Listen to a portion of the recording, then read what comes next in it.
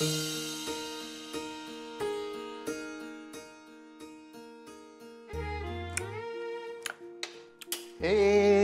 माझी मालन ग तुझ्या हसण्यानं दिसण्यानं नयनानं सुदबुद हरली ग हरली सुदबुद हरली ग टिरणी डांगडिंग टिरणी डांगडांग टंग टंग हे माझी गाळन ग आता गावली बाई माझी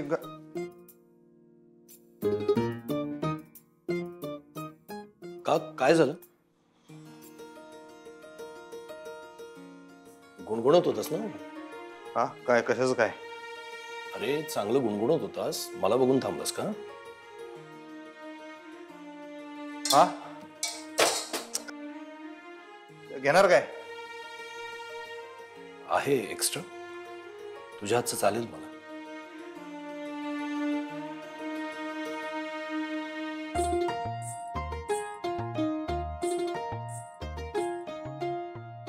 चांगलं गातोस तू, सुरात गातोस.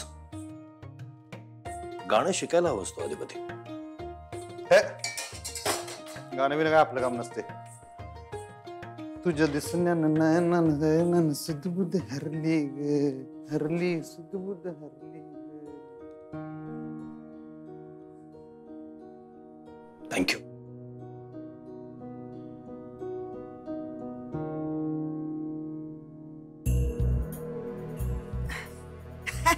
काय काय सुनबाई, कसं आहे, काय चाललंय? काही नाही. अधिपती नाही वाटत असतील. अरे देवा, काय झालं, काय झालं पायाला? नाही नाही, काही नाही, थोडस लागलंय. जास्त नाही ना? नाही नाही, एवढं काही नाही. काळजी घे. बरं आहे बाई. म्हणजे आता या घरातलं वातावरण कसं लय चांगलं बघ. तुझं कौतुक करावं तेवढं थोडंच आहे बघ. का म्हणजे? म्हणजे एवढ्या वर्षात जे झालं नाही ना ते तुझ्या सांगण्यानं झालं बघ. कशाबद्दल बोलताय तुम्ही? अगं तेच, जावई बापूंनी माफी मागितली नव भुवीची. हा, त्याच्याबद्दल बोलती. अच्छा ते होय. अहो माझ्या सांगण्यावरून नाही, त्यांना खरोखरच वाटलं म्हणून त्यांनी माफी मागितली. असं कसं? अगं इतकी वर्ष संसार करतात ती. आता संसार कसा म्हणणार त्याला? इतकी वर्ष ती एका घरात राहतात, पण इतक्या वर्षात त्यासनी वाटलं नाही कधी माफी मागावी. आणि नेमकं माझी मालन ग तुझ्या अधिपती तू आलेस होय? काय कुणासाठी आणलाय चहा? हो यांच्यासाठी आणलाय. अरे वा, चांगलं लाड चाललंय बायकोचं. या आता एका मागणं एक आमच्यासाठी एवढ्या चांगल्या चांगल्या गोष्टी करतात, मग यांचा लाड करायला नको आम्ही? हा वय वय. थांब थांब, तुझ्यासाठी मी आणतो थांब. हा अरे नग नग, आत्ताच भुईसंग झालाय माझा, उगाच पित्त वाढते. तर माझ्या हातचा चहा पिऊन लगेच तुझं पित्त वाढाले होय? नाही नाही, असं काही नाही. दुसरा कप आणतील ना ते आपण अर्धा अर्धा घेऊ. हा नग नग, खरंच नग नग, मला मी जाते, तुमचं चालू दे. हो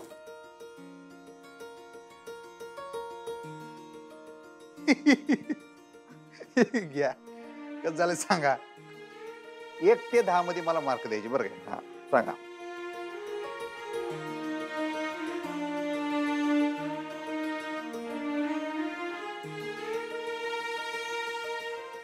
किती मार्क? पैकीच्या पैकी 10 पैकी 10 गुण. हे वगैरे आता काय तर आमचं मन राखायचं म्हणणं. खरं खरं सांगा. अहो नाही, खरंच छान झाला चहा. बघा हे पण टॅलेंट आहे तुमच्यात. होय काय? मग टाका काय अमृत तुल्य. हा खरं तर चांगली आयडिया आहे, काय हरकत आहे? आपल्याकडे सेंद्रिय गुळ सुद्धा आहेच आहे, चहा पण एवढा सुंदर आहे, काय हरकत आहे? तर तेवढंच बाकी आहे हो. आता काय काय करायचं माणसाने? शाळा बी बघायची, फॅक्टरी बी चालवायची, आता अमृत तुल्य बी टाकायचं.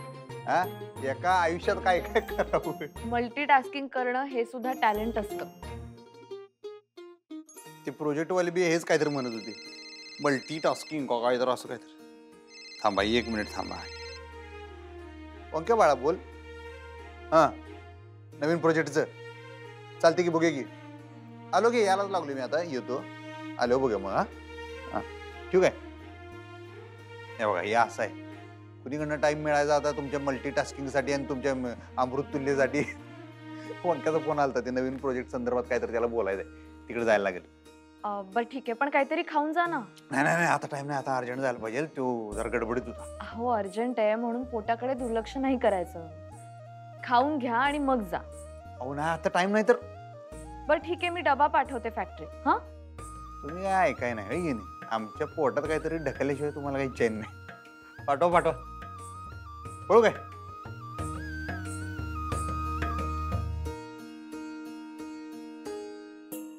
ताई अगं पुढं काही कळलं का ग म्हणजे काही खबर आली का म्हणजे एवढं समजा होऊन बी कसं म्हणजे तू एवढी शांत कशी काय बसू शकतेस ताई अगं बोल की काय तर बोल की पुढं काय दुर्गे जरा शांत राहा की अगं आईचं वय बघ ती खबर काढेल पण तिला वेळ नको कधी यायला भय ताई पर अगं तू तुला दिसत नाही आम्ही काम करतोय ते शांत राहा भुवे भुवे अगं काय झालं तू बस तू शांत हो शांत शांत हो दुर्गे पाणी आण. वय तू शांत राहा शांत बस बस हे पाणी घ्या आधी हा शांत शांत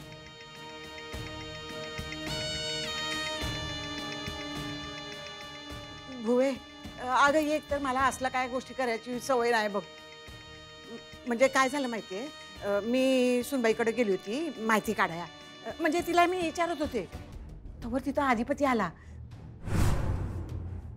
मला काय सुधारणा आज काय बोलायचं ते म्हणजे त्याच्या पुढं मी काय बोलले असते तर त्याला संशय आला असता ना व म्हणून म्हणून मी घाबरले ना व बाकी काय नाही. अगं आई तू कशापायी टेन्शन घेतेस हा तू असं टेन्शन घेतलंस तुझ्या चेहऱ्यावर दिसणार आणि लोकांना कळणार ना ते त्यांना संशय येणार त्यामुळं अधिपती नसतानाच तू तिकडे जा हा अगं तेव्हा तो तिथं नव्हताच म्हणताना मी गेले होते ना व अगं तुम्ही नंतर आला. अगं हो पण ते फॅक्टरी जातील का नाही हा तेव्हा तू जा सुनबाईंकडं आणि विचार त्यांना हा ठीक आहे तू आता शांत हो, शांत हो.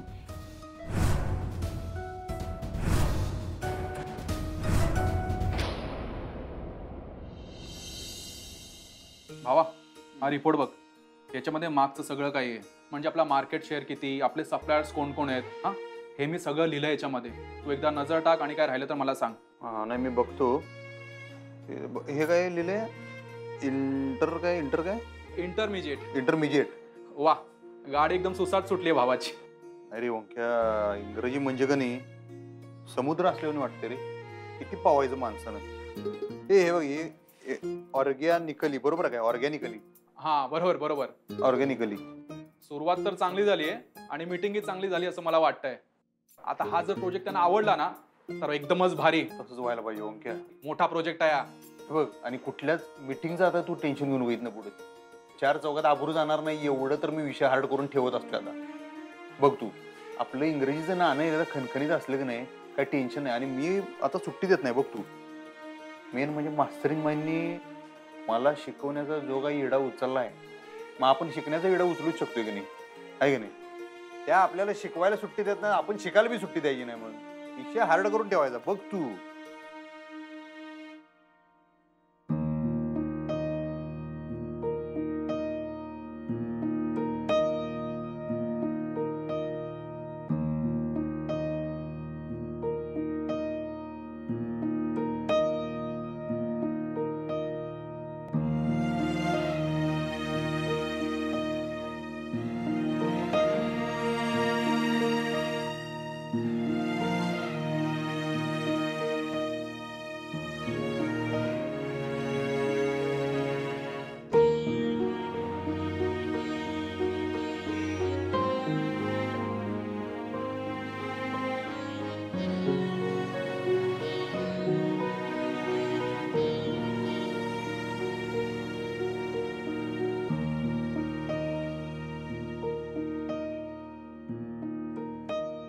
बाबा चहा हे काय आहे सगळं? अक्षरा, तू बघितलंस का? मला खजिना सापडलाय अक्षरशः. काय ते बाबा? अगं, चारुलताची ही डायरी आहे.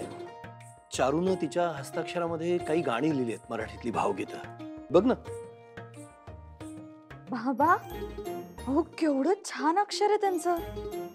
अक्षरा, तू फक्त आता तिचं अक्षर बघतेस, तू चारूला गाताना ऐकायला हवं होतास. काय सुंदर गायची माहितीये चारू. तुला माहितीये, मी आधी तिच्या गाण्याच्या प्रेमात पडलो, तिच्या आवाजाच्या, आणि मग चारूच्या प्रेमात पडलो. बाबा, हे सगळं कुठे होतं इतके दिवस? म्हणजे ही वही तुम्हाला अचानक कशी काय सापडली? अगं, काय झालं, मी सकाळी जरा किचन मध्ये गेलो होतो, मला पाणी हवं होतं म्हणून. तर तिथं अधिपती होता. त्याचं लक्ष नव्हतं माझ्याकडे. तो चहा करत होता, पण चहा बनवताना तो असा मस्त गुणगुणत होता ग. मी ऐकत राहिलो त्याचं गाणं. त्याचं गाणं ऐकलं आणि अक्षरा, मला मला चारूची खूप आठवण आली. म्हणजे राहावेच ना मला. मग मी आपल्या ह्या सगळ्या जुन्या आठवणी काढून बसलो. त्याच्यात मला ही डायरी सापडली खूप दिवसांनी. तुला माहिती आहे अक्षरा, चारूला आणि मला मराठी गाणी भावगीतं खूप आवडायची. म्हणजे तिला गायला आवडायचं, मी ऐकायचो. आणि मस्त मैफिली चालायच्या आमच्या. चारूने अधिपतीच्या गळ्यात सूर आहे हे खूप आधी ओळखलं होतं बरं का. तिने खूप आधी, म्हणजे अधिपती लहान असताना तिने मला सांगितलं होतं की हा मुलगा खूप छान गाईल. आणि ती गाण्याचे संस्कार करायची त्याच्यावर. म्हणजे तो पोटात असताना ती गायचीच, पण नंतर सुद्धा म्हणजे त्याला झोपवताना रोज ती काहीतरी गाणं गायची. आणि अधिपतीलाही सवय लागली होती तिच्या गाण्याची. तिनं गाणं म्हटल्याशिवाय झोपायचंच नाही तो. चारूचं खूप मोठं स्वप्न होतं ग, की अधिपतीने शिकावं, उच्च शिक्षित व्हावं, आणि त्याच्याबरोबर त्यानं गाणं जोपासावं, जमल्यास गाणं शिकावं. सारखं म्हणायची ती. बघ ना, अधिपतीने ना शिक्षण पूर्ण केलं ना गाणं शिकला. चारूचं एकही स्वप्न पूर्ण झालं नाही.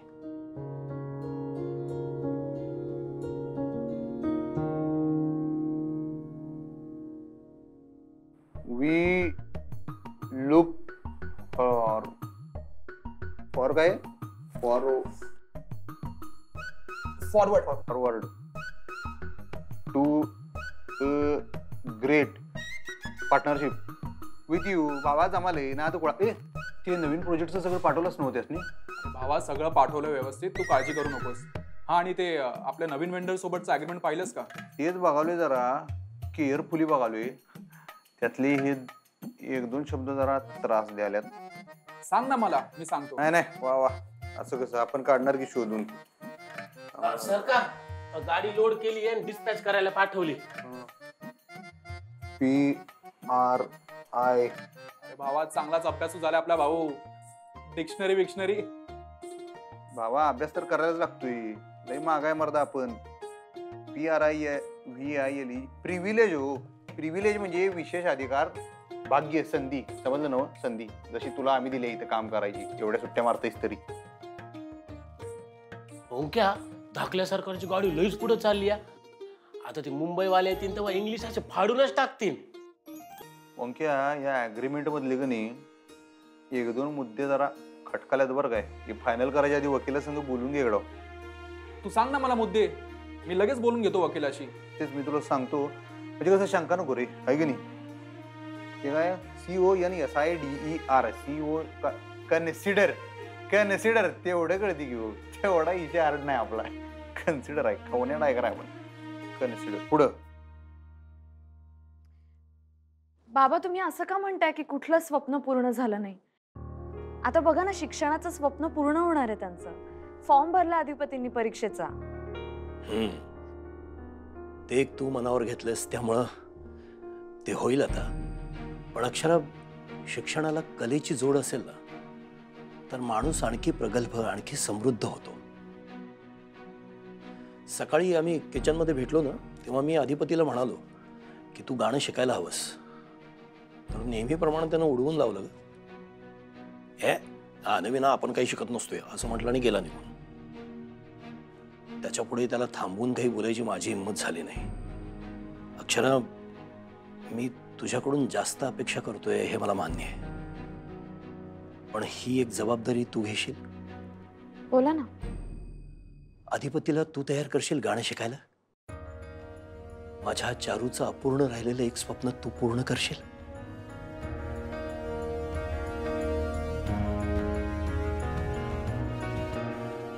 MUTUALLY MUTUALLY हा MU म्युच्युअली. भावा, एक गुड न्यूज आहे. तो प्रोजेक्ट मिळाला आपल्याला. काय बोलतोस? आई शपथ, अंबाबाई पावलीराव. अरे आपण पाठवलेला प्रोजेक्ट रिपोर्ट आवडला त्यांना आणि आपले मुद्दे, टर्म्स अँड कंडिशन सगळं काही मान्य केले त्यांनी. बस बस. अरे तुमच्या सगळ्यांच्या मेहनतीचं फळ आहे भावानो.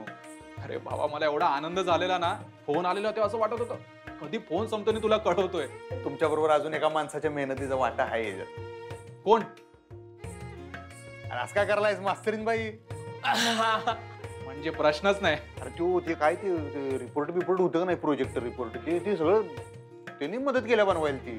आणि तुला सांगू का, तोच प्रोजेक्ट रिपोर्ट नेमका त्यांना आवडलाय. होय ना भावा, त्यांनी हात लावला आणि काम झालं नाही असं होत नाही रे.